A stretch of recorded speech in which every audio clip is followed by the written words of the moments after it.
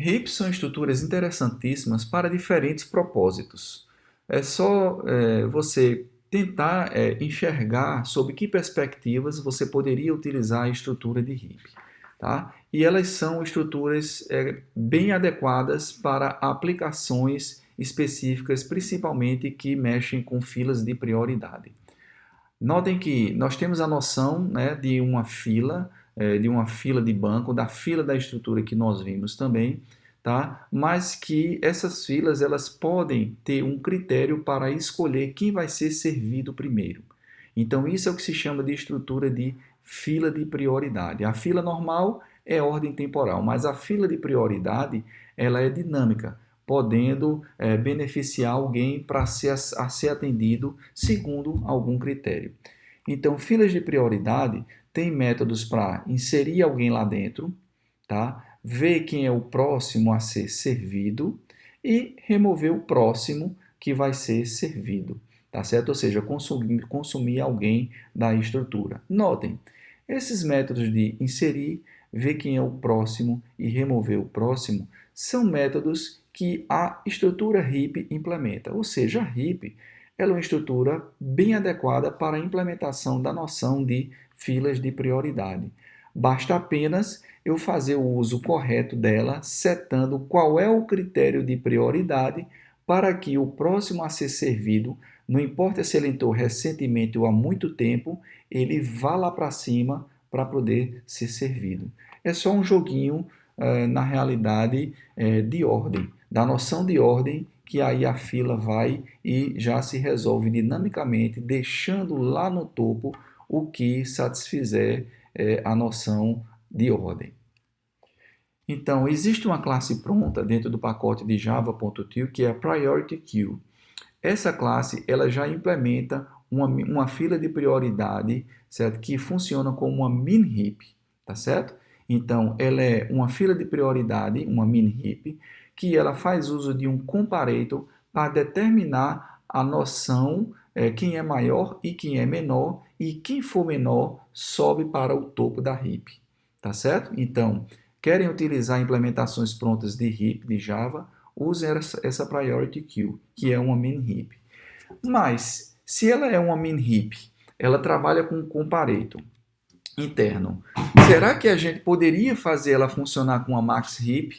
É aí onde surge a flexibilidade de se trabalhar com heap usando o design pattern comparator, tá? A heap simplesmente pergunta ao comparator, certo? Quem é maior e quem é menor. Baseado na resposta do comparator, ela segue o seu comportamento. Então, para transformar uma priority queue em uma max heap, nós simplesmente mudamos o comparator dela. Vejam que interessante. Imagine aqui que eu instancio uma priority queue guardando inteiros e vou passar o comparator para ela, no construtor. Aqui eu estou usando a notação lambda de Java, tá? Mas você poderia implementar aí um comparator. O comparator, aqui nesse caso, ele recebe um objeto O1, que é um inteiro, e o objeto O2, que é um inteiro também. E o resultado da comparação de O1 com O2, ele vai voltar O1 menos O2. Já nesse outro caso daqui, o comparator recebe O1 e O2, mas retorna como resultado O2 menos O1. Vamos ver o efeito disso. No primeiro caso, se O1 é 5 e se O2 é 3, eu fazer O1 menos O2, que é o resultado do comparator, ele vai me retornar 5 menos 3, que vai me retornar 2, ou seja, um número positivo. Se ele me retornou positivo, está dizendo que O1 é maior do que O2. Notem que essa é a ordem natural dos inteiros, tá certo? Ou seja, isso é um comparador normal. Já nesse outro caso aqui, o resultado de comparar O2 menos O1 com os mesmos valores voltaria menos 2, ou seja, um número negativo. Então, o que é que está dizendo? Eu estou perguntando, O1 compara com O2, ele está me retornando um negativo. Então, ele está dizendo que O1 ele é menor do que O2, ou seja, o 5 ele é menor do que o 3. E aí, nessa heap daqui, que usa esse comparator, que é um comparator invertido, o 5 iria ser considerado menor do que o 3 e iria para o topo. Você pode generalizar isso para qualquer tipo que você trabalhe aí com a Priority Queue. Então, se você tem aqui um normal comparator, você quer criar um comparador normal para esse seu tipo T, tá certo? Que é comparable, certo? O normal comparator ele implementa o comparator. Então, o compare do seu comparator, que vai comparar dois objetos O1 e O2, que são do tipo T, poderia retornar o resultado de O1 compare to O2.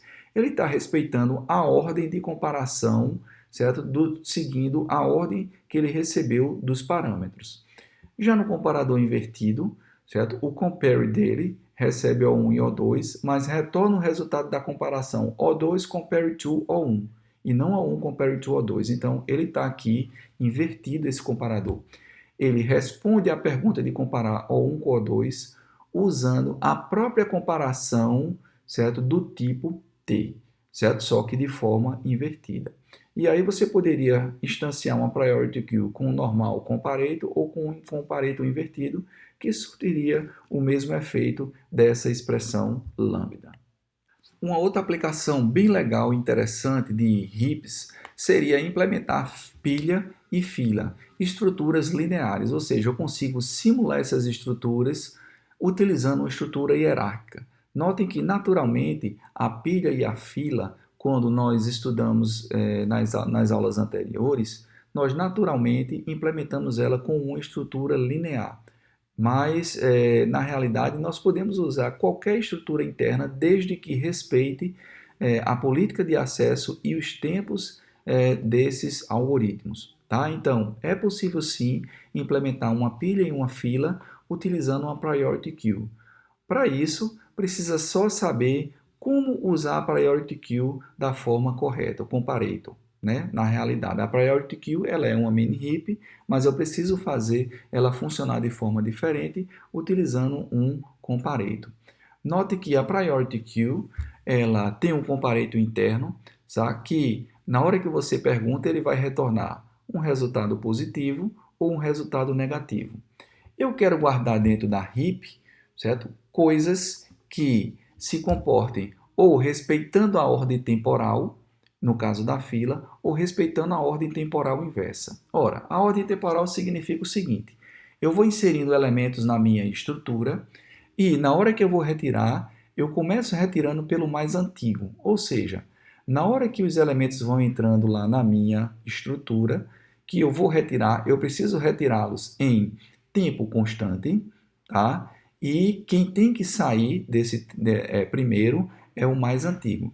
Já na pilha é ao contrário. Então, eu tenho uma estrutura que na hora que eu vou fazer as remoções, certo? Eu tenho que pegar o mais antigo, no caso da fila, ou o mais recente, no caso da pilha.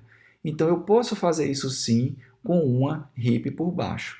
Basta que apenas os objetos que eu compare eles segundo alguma noção de tempo, ou seja, o timestamp. Na hora que os objetos vão entrando na estrutura, eles entram em um determinado tempo.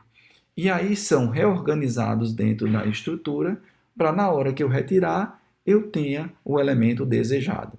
Então, como seria isso daí em mais detalhes? Na hora que eu vou comparar os objetos, vocês têm os objetos O1 que surgiu primeiro no tempo e O2 depois. Na linha do tempo, que é uma sempre crescente, O2 teria um timestamp, tá? Ou um rótulo de tempo maior do que O1. Então, na hora que eu chego aqui e pergunto O1, compare O1 com O2, ele vai fazer o timestamp de O1 menos o timestamp de O2. E, então, nós vamos ter um número menos um outro que é maior do que ele. Ou seja, esse menos esse vai retornar um resultado negativo, que me diz que O1 é menor do que O2. Então, O1 vai lá para cima, tá certo? Na minha heap. Então, se eu faço isso, boto uma heap para funcionar com um comparator desse, tá? O que acontece é que os que são mais antigos vão ficando sempre em cima. Na hora que eu retiro o mais antigo. Ou seja, a Priority Queue, funcionando com um comparador desse, ela vai respeitar a ordem temporal. Ou seja, eu vou ter uma fila sendo simulada pela heap, tá? No caso de O1 e O2, que nós temos aqui, o comparator simplesmente responde dizendo O2 menos O1. Na linha do tempo, O2 tem um timestamp maior, ou seja, ele vai voltar esse menos esse, um número positivo. Na hora que ele pergunta, O1 é maior do que O2, ele compara O1 com O2, ele retorna um resultado positivo. Se é positivo, está dizendo que O1 é maior do que O2. Se O1 é maior do que O2, embora seja um tempo antes, O2 vai ser considerado o menor e ele vai subir lá para o topo da heap, tá? Para a raiz da heap. Ou seja, se eu inverto o comparador, tá? Elementos com um timestamp maior, mais recentes, vão estar lá no topo. Na hora que eu removo o mais recente, que foi o último a entrar. Ou seja, eu tenho a minha estrutura funcionando como uma pilha.